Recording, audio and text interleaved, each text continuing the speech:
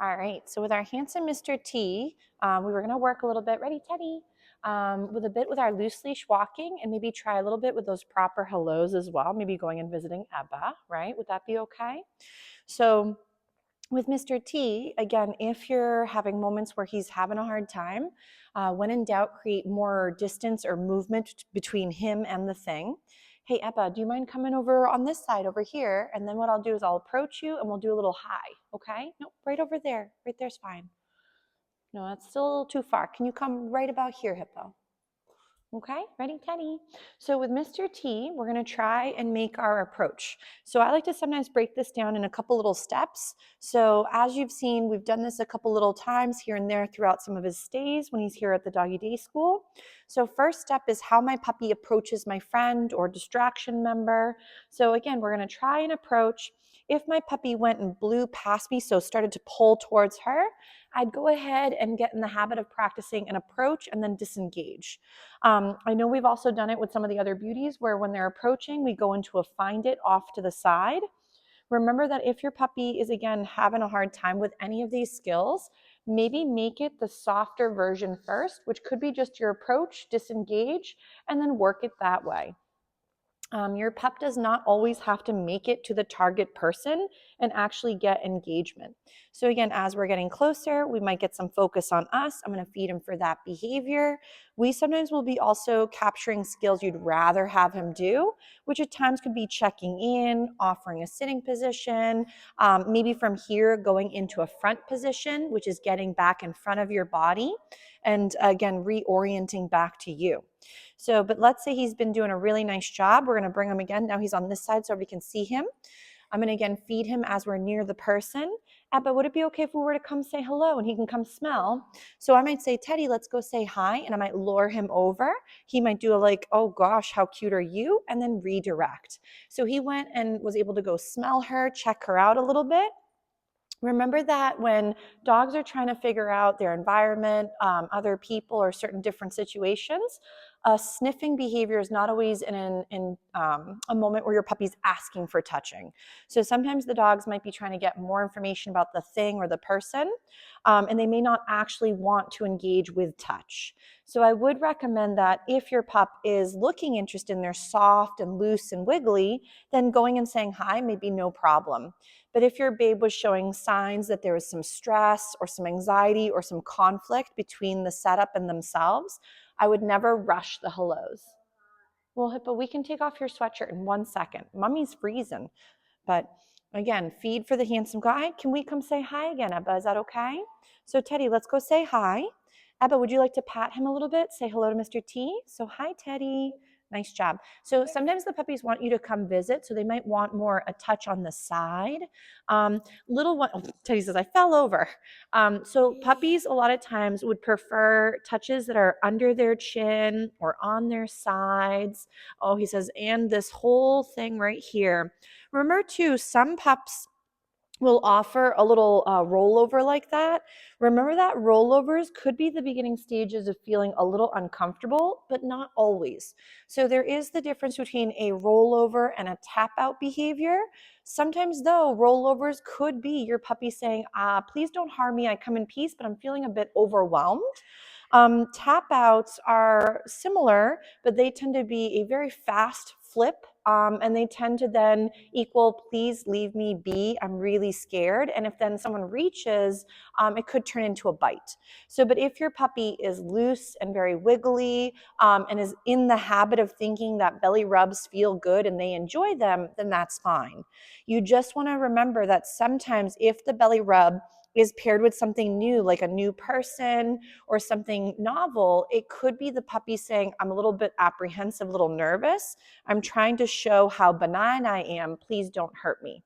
So it would be one of those things where, again, behavior can be, part of it is, could be at times a little confusing for us because sometimes it looks very similar, but could equal different meanings. So just like in our language, of course, English language, we have there, and they're all spelt differently and they all mean different things. But for example, they sound all the same. So Teddy might come do a little, hey, how you doing, with a nice little sniff, good boy. I might go yes, and again, feed for the disengagement, or feed sometimes for the going and exploring. So sometimes Mr. T just going and visiting and not having it need to be a touching situation is also acceptable. So we might say, go say hi. And if he's not super interested in sniffing, I can feed him for being near. We want to be careful though that we're not setting up, again, Mr. T is a very easygoing, typically really comfortable and friendly with new friends when it comes to people. But there are times where maybe we're trying to make the puppy more comfortable with novel friends. No howling, because then other friends might start singing. So let's say, for example, your puppy is nervous around new people. I would not pair the food with the new person and make the dog choose again between feeling safe and going and getting the snack. Because if by accident we're saying, hey, Mr. T, the only way you can get a snack is by getting closer, that might by accident create the conflict we were trying to avoid. So if your dog would have never gotten that close to the thing or the person had there been no food, then we're already pushing them past that comfort range and past that zone of safety from their perspective. When the food is gone, you may actually then create a bite. So I'm not saying Mr. T is going to be rocking that, but there are certain situations where there could be trigger stacking. So one thing on top of another, and now your pup can't handle something they would have naturally or previously been okay with. So we want to make sure that as he's getting exposures, he's still a participant and can say, I'm comfortable with this or I'm not interested. So right now he's kind of visiting and he's kind of saying hi, but he'd rather get the snacks right now than the hellos. So, but Ebba, you're doing a great job being my helper. Very nice job. So again, for your beauties, remember not to, again, potentially poison the food in a sense or poison a cue or skill by instantly pairing it with the thing they find overwhelming or scary. So with Mr. T, normally new things equal a lot of excitement. So for him, it's more creating this concept of now we can relax or feel safe and comfortable while those other things are going around him. So again, we might approach our distraction. Ebba, would you like to do a little bit of some find its with him, or are you feeling like you don't feel like using snacks? I don't feel like that. Okay, sometimes Ebba doesn't like to smell stinky like dog treats, so that's okay. So, but notice how Mr. T, his approach is real nice. I know, I do. Mummy probably stinks like dog snacks. That does tend to happen, huh? Can you maybe for Mama be a helpful distraction and just do some walking around me and Mr. T? So sometimes if let's say she doesn't feel like doing one of the skills, no big deal. Just like with our dogs, we can rotate through a few different skill sets. So I'm gonna go ahead and just practice a little bit of loose leash walking with Mr. T as Ebba's doing her own little thing. So obviously sometimes having a helper can be really nice, because as you're starting to generalize behaviors and skill set, you can have your helpers be making some distractions off in the back burner. So now as Mr. T is working some of his big boy skills, he can then have normal little things going around him, like little humans or other big noises, and still be just as reliable and comfortable. Yes. So right now I'm just kind of going nice and slow. He's finding the pace to be not too difficult. If I again was losing him, I would just start practicing with a softer setup. Ebba, can you walk around Mama? Because when you walk right behind me, you might trip by accident if you got on one of Mama's legs. So again, every once in a while, just get his attention back on me, feed throughout.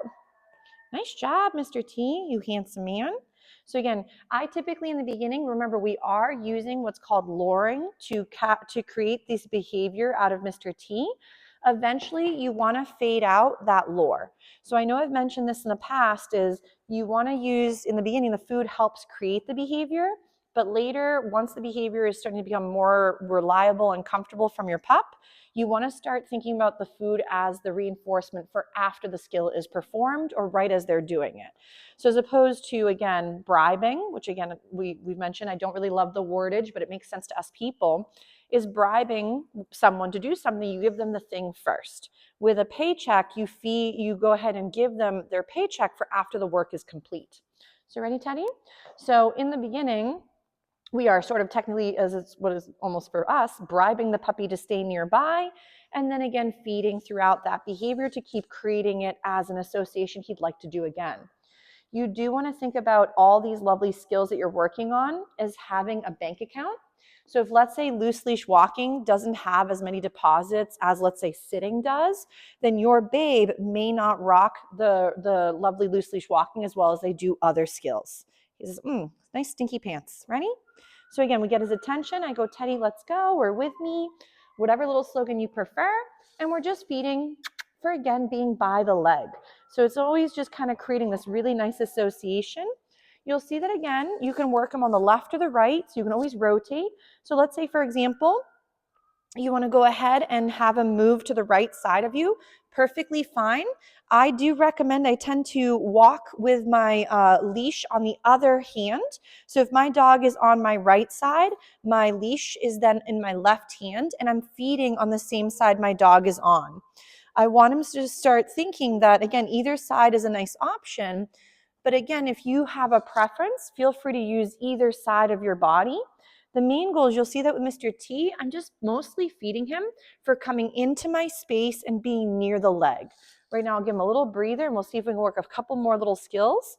Two, if you find the leashes tend to equal more excitement, I would practice with them also in the home. Ready? Teddy, come. Hi, my love. You're doing a good job being my helpful helper today. So again, huh? Oh, okay, very good. So with Mr. T, we'll go into a couple little recalls. Teddy, come. Oh, there goes the train. So sometimes there's environmental distractions. Yeah, but the train goes by all the time. So if, let's say, there's moments where you say something, a certain skill that you were hoping to get out of your puppy, and they don't quite do it, obviously after the train, he's like, he found his bone. We thought it went choo-choo, Charles. Oh, that's true. So, but let's say your puppy doesn't respond to that first recall or the behavior you were hoping for. You can always go a little closer. Ready, Teddy? Get them from there and then feed for the response even from a shorter distance.